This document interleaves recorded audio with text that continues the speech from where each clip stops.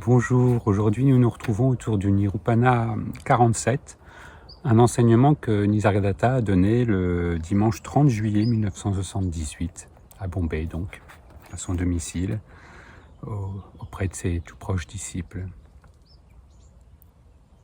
Un Nirupana qui a vraiment toujours pour objectif, et là peut-être plus particulièrement encore de voir le côté illusoire de tous nos concepts, toutes nos référentiels, nos conceptions de la vie et du monde.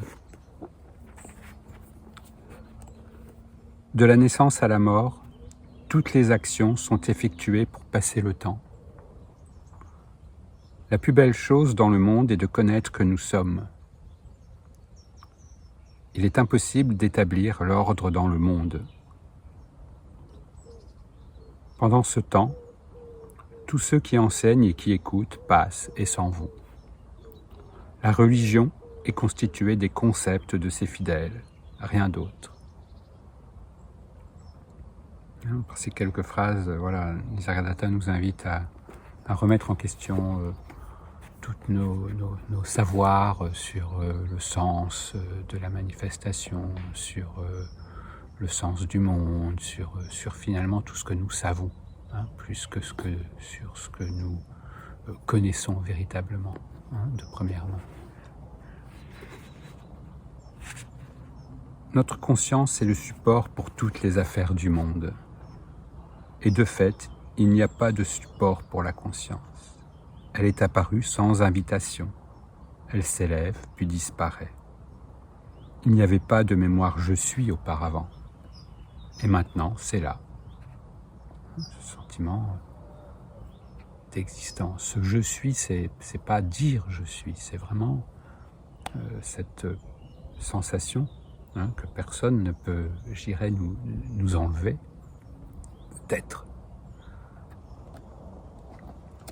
Et donc, de passer donc du savoir, du sens, de tout ce qui peut être, rassurant pour le mental, mais revenir à cette simple présence, à cette simple conscience d'être déjà.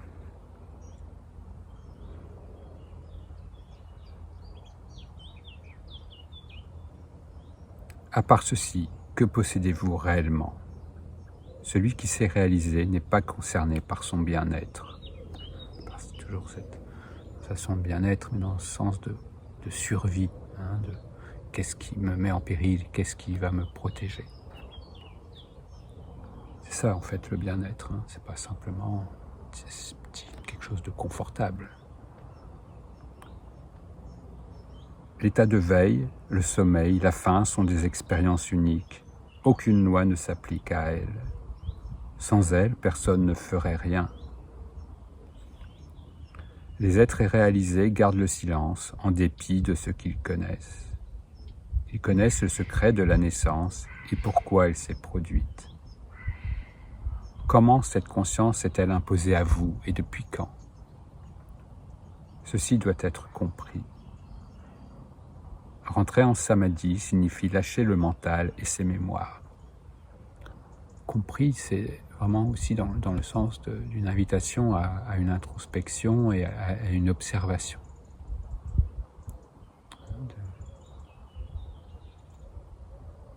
Qu'est-ce que ce sentiment d'être, le contacter le plus proche, pas d'une manière intellectuelle, vraiment. Quand est-ce que cela apparaît ? Qu'est-ce que cela permet ? Quand est-ce qu'il jaillit ? De où il jaillit ? Observez cela. Observez. C'est vraiment une observation, on pourrait dire, de chaque instant et qui n'empêche nullement l'interaction, qui n'empêche nullement les actions et qui permet ce questionnement véritablement essentiel.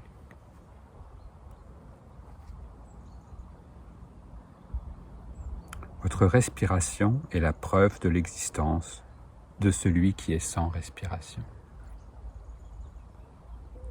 Celui ici, qu'est-ce qui ici est, on pourrait dire, témoin de la respiration ? Qu'est-ce qui ici est silence pour le bruit qui va, qui vient?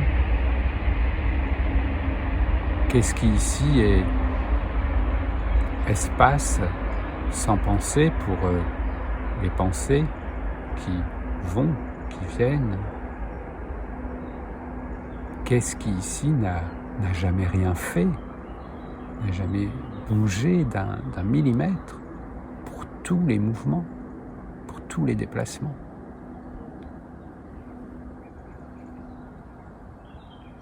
La parole arrive au réveil. Aussi, vous êtes antérieur à la parole. La signification sans mots de votre conscience est le sens « je suis ».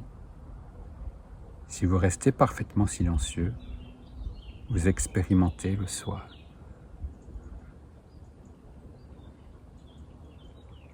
Il n'y a qu'un soi pour tous. Le prana œuvre aussi pendant le sommeil.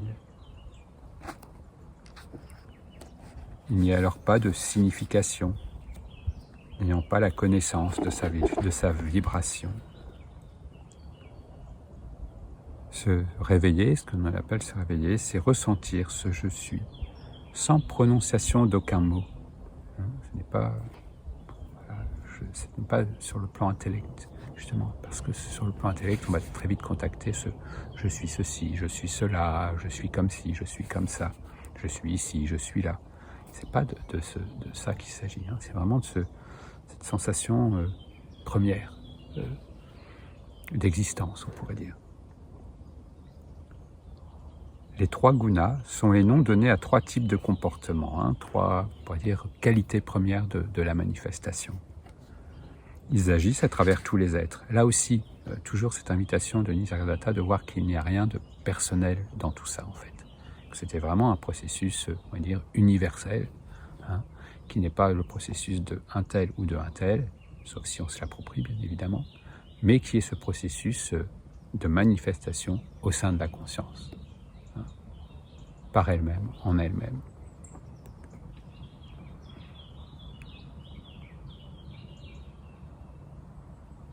Donc, les 3 gunas sont les noms donnés à 3 types de comportements.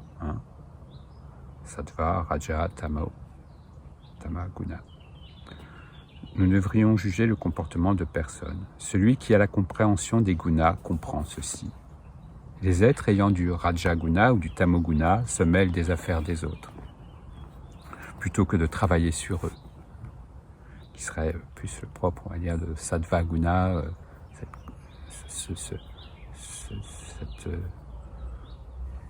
on pourrait dire ce qui génère ce souhait profond d'éclaircissement, de clarification de la conscience.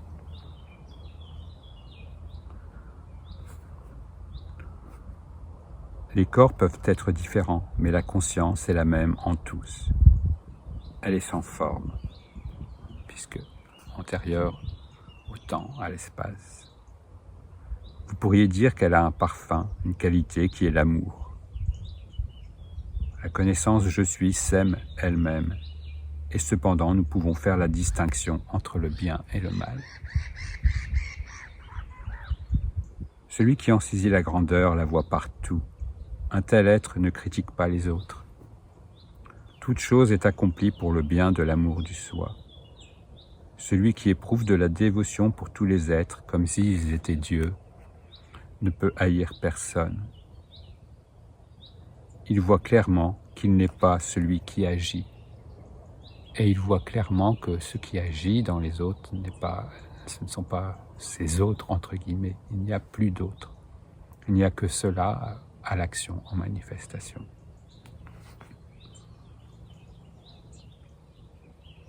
Tenez-vous-en au fait que vous êtes Brahman.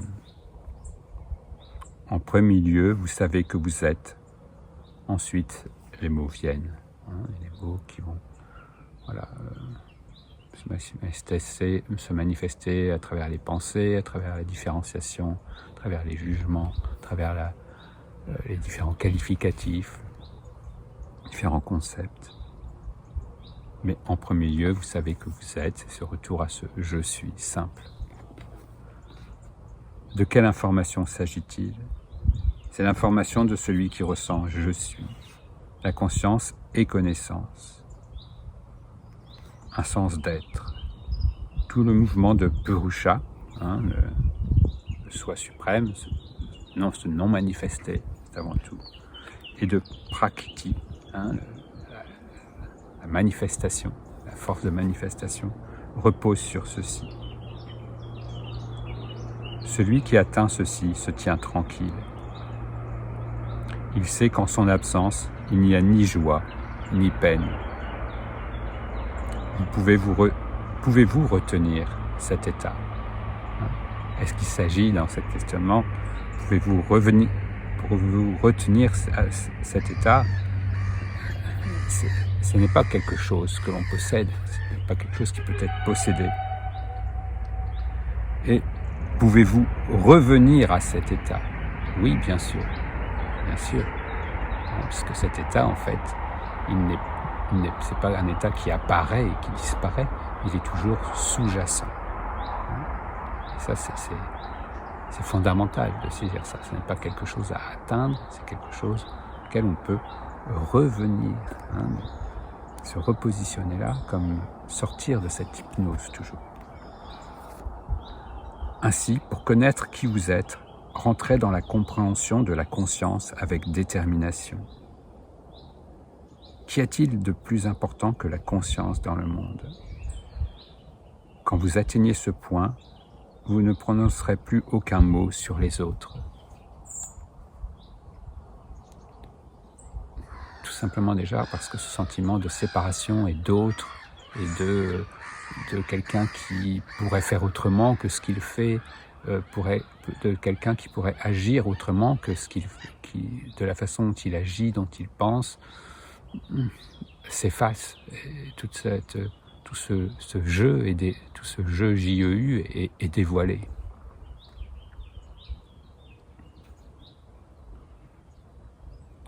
Sans la conscience, il n'y a pas de mots.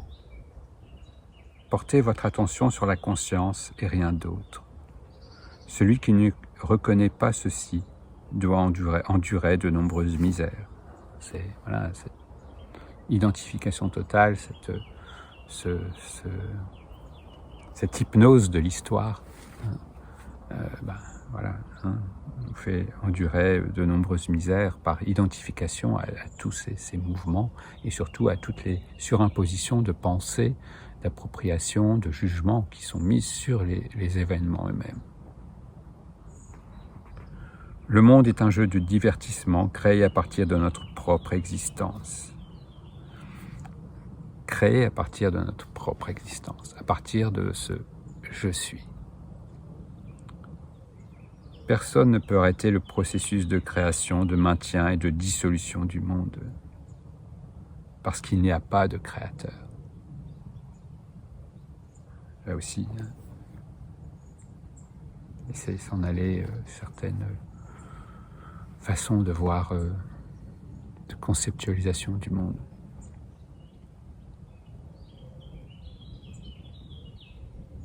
Par une simple illumination de la conscience, l'univers, avec ses espaces infinis, est créé. C'est le merveilleux de la conscience la plus subtile.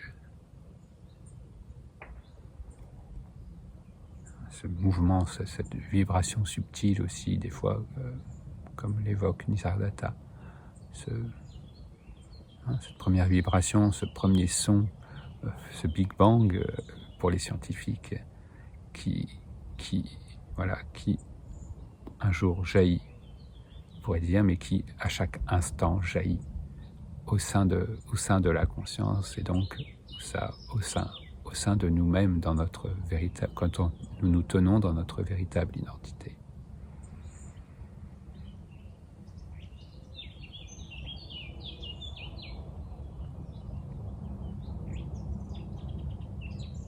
Qui arrive en premier?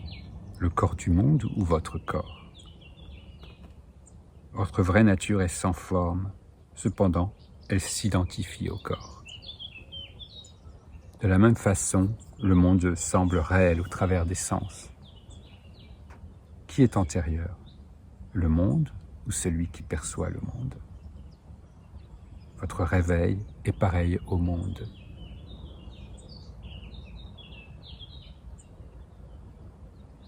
Et donc, où est le monde avant que nous nous réveillons?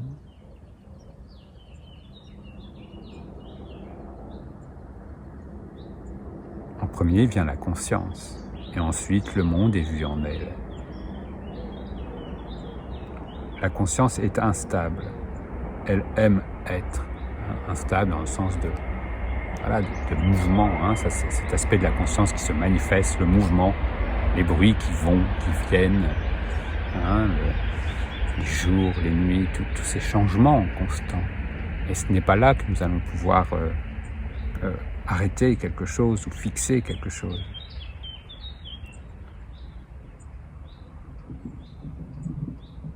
Quand la sensation « je suis » suit son cours, le monde fait de même. Vous devez percevoir ceci avec une discrimination intérieure très fine. Ce vaste monde panoramique est la manifestation de votre conscience, la réflexion de votre conscience. En tant que tel, il est sans nom. Avant que quoi que ce soit nommé, avant que toute cette différenciation prenne place, aucun nom. Cependant, le nom lui donne un support et les interactions sont rendues possibles. Tous les noms sont des concepts. Quand Paramatman reste à l'état non manifesté, peut-il avoir un nom? Ce n'est pas quelque chose de conceptuel. Revenez à ces instants, mais cet instant où, par exemple, très tôt le matin, vous ne savez pas quel jour on est, vous ne savez pas où vous êtes, vous ne savez pas comment vous vous appelez. Tous ces concepts n'ont pas encore pris place. Donc, voilà, chacun, nous pouvons vraiment expérimenter à certains moments favorables, on va dire cela. Et nous en avons ici tous fait l'expérience d'une manière ou d'une autre. Alors, d'une manière plus intense à certains moments, mais à d'autres moments, mais en fait c'est toujours là, c'est toujours comme des sortes de layers, de diapositives superposées, comme les différents états, les différentes superpositions de conscience, et après de pensée, de jugement, de concept, qui se surimposent sur cette lumière première et qui la colore, qui en font oublier à la fin, évidemment, cette seule, unique et même, lumière de la conscience, présence de la conscience. Mais si nous faisons preuve, comme nous y invite Nisargadatta, d'une discrimination fine, d'une écoute fine, eh bien nous revenons à cela et nous ne pouvons que constater que nous ne nous sommes jamais perdus en fait.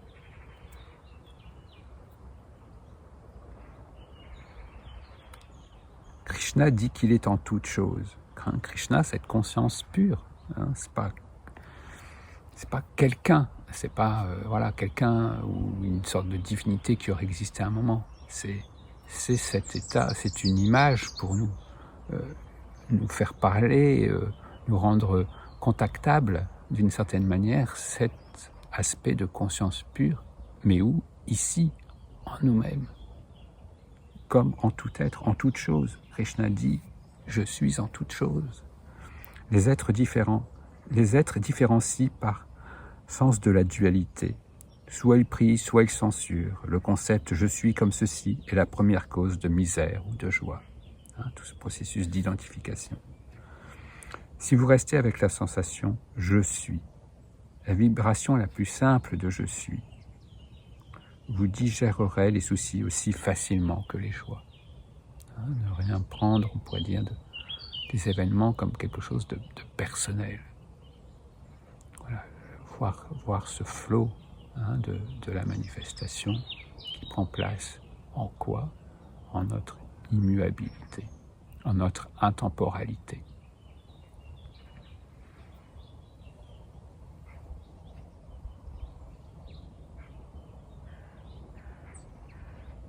quoi que ce soit qui soit visible, qui apparaisse, n'est jamais vraiment arrivé.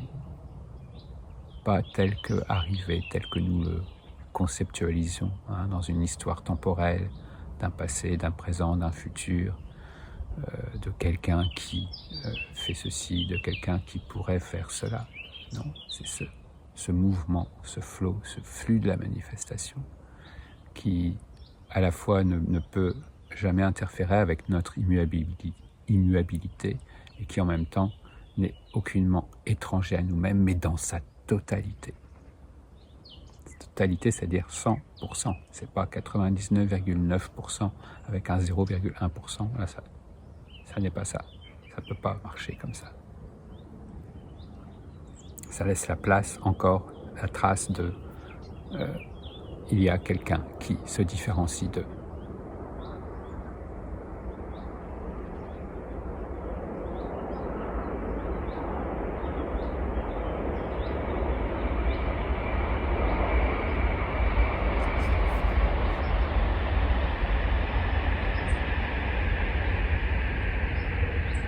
Ne vous livrez pas à la flatterie ou à la censure, même si cela doit vous coûter la vie.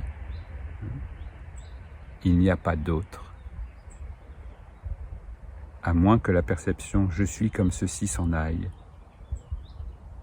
La dualité ne s'en ira pas. Je suis comme ceci, c'est-à-dire c'est moi, c'est je suis comme ça, moi. Voilà. La dualité ne s'en ira pas. C'est sur ça que c'est un seul et même processus là aussi. Toujours bien à voir, c'est une fréquence de fonctionnement. Vous devez comprendre la signification ultime du soi par vous-même. Alors rien ne pourra vous blesser. Un être sur 1 million s'y essaie. Celui qui réalise ceci a la conscience qui s'immerge paisiblement dans son propre soi. La conscience disparaît dans le connaissant. Cela que l'on nomme Paramatman, avant tout. L'absolu, utilise des fois Nisargadatta. Vous avez la connaissance que vous êtes avant de connaître quoi que ce soit d'autre. Soyez convaincus que vous êtes pure conscience. Toutes les affaires du monde se poursuivront spontanément. Bien sûr, cela ne veut pas dire que tout s'arrête, tout continue. C'est souvent une inquiétude de la conscience identifiée, de dire oui, mais si je ne fais plus ci, si je ne fais pas ça, qu'est-ce qui va se passer, qu'est-ce que je vais devenir? Ça n'a rien à voir avec tout ça. Tout continue de lui-même. Il est bien vu, c'est un mouvement impersonnel. Le voir comme un mouvement impersonnel, voir qui je suis en nous identifiant, en nous désidentifiant, eh bien, tout cela se détricote. C'est tout un ensemble qui se détricote.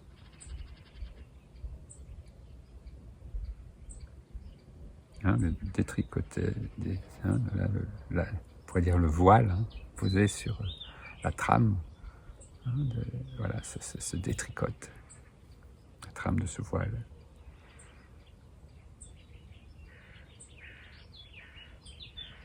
Vous avez la connaissance que vous êtes avant de connaître quoi que ce soit d'autre. En expérience première, tous ces instants où les pensées disparaissent, où les pensées ne sont pas encore là, où chaque être, si nous y prêtons attention, nous le vivons tous, c'est un processus impersonnel. Quand on dit tous, c'est dans cette façon de parler, bien évidemment. C'est un processus qui n'appartient à personne.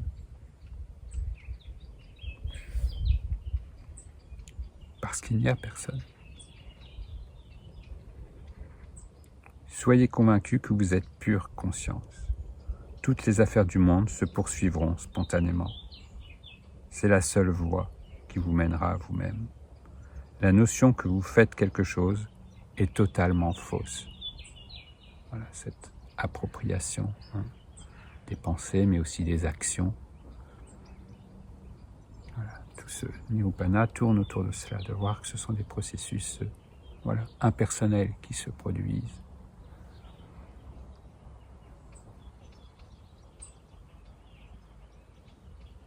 et que nous sommes le témoin, dire impersonnel de tout cela. Témoin ultime et on pourrait même dire la matrice première de tout cela aussi. Et ce mouvement qui est rien d'autre que notre propre mouvement impersonnel, hein, ce mouvement impersonnel de la vie de Brahman, hein, quand Nisargadatta utilise ce terme de Brahman, c'est de cela dont il parle. Voilà, donc eh bien voilà, une invitation encore, hein, à observer, hein, à observer finement, à une présence non pas crispée, serrée. Voilà, chaque instant est une occasion, chaque jour est une occasion, chaque jour est une vie entière, équivaut à une vie entière, chaque instant équivaut à une vie entière et peut révéler toute sa splendeur, tout son mystère. C'est maintenant que ça se passe, ce n'est pas peut-être que j'y arriverai un jour, ou peut-être ou j'ai réussi une fois, je me souviens, j'ai réussi. Oui, non. Maintenant, c'est toujours le bon moment. Voilà, alors restons dans ce moment propice. Bien à vous.